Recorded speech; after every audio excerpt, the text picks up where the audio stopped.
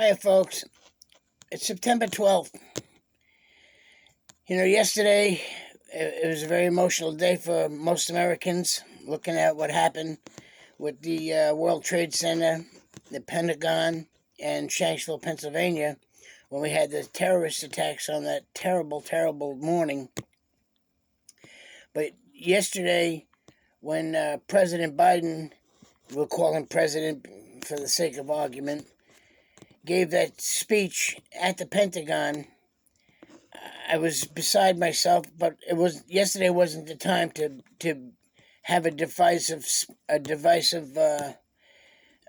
comment or communication with you about this terrible, terrible speech that he made.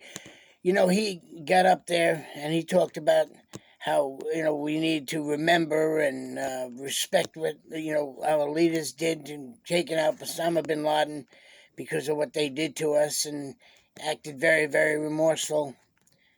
But people need to remember that not only did he vote against taking out Osama bin Laden when we had the chance to get him in Pakistan, he voted against that. Not only that, he sat there during the 9/11 Benghazi attack when the bodies were coming off the plane in those coffins, and he stood there looking at his watch. Kept on looking at his watch. More than once, more than twice. A disgusting, despicable display. And then, not to mention the fact that the very people that did this are now back in charge.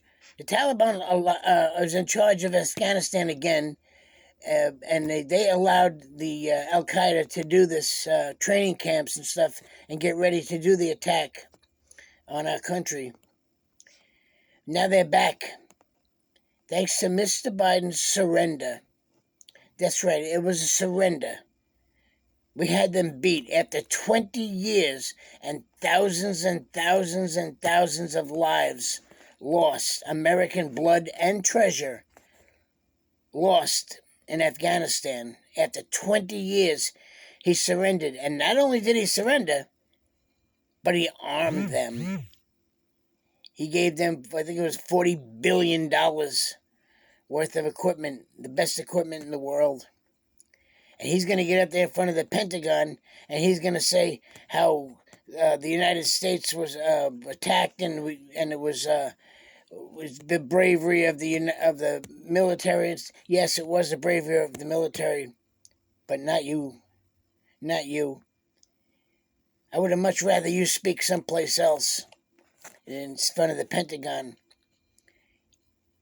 These soldiers that fought for us for 20 years did not have their back. You squandered it. You gave it away. Mr. Biden, why don't you just resign? Resign.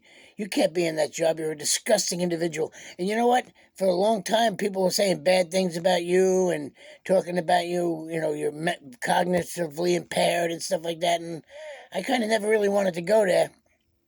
I made a few jokes about it, I'll admit it. But the truth of the matter is, you were never a very nice person. You were never a very nice person. So why don't you just leave the office, resign, and take that, what do they call, vice president, take her with you to 2 years. Go to the beach somewhere. I'm sorry, folks, but this guy's despicable. He's absolutely despicable. God bless America.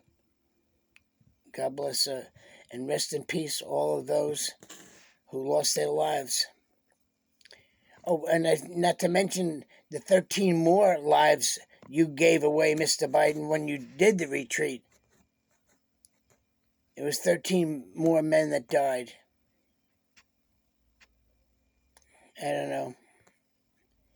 I don't know what you're doing in that chair. You certainly didn't win the election.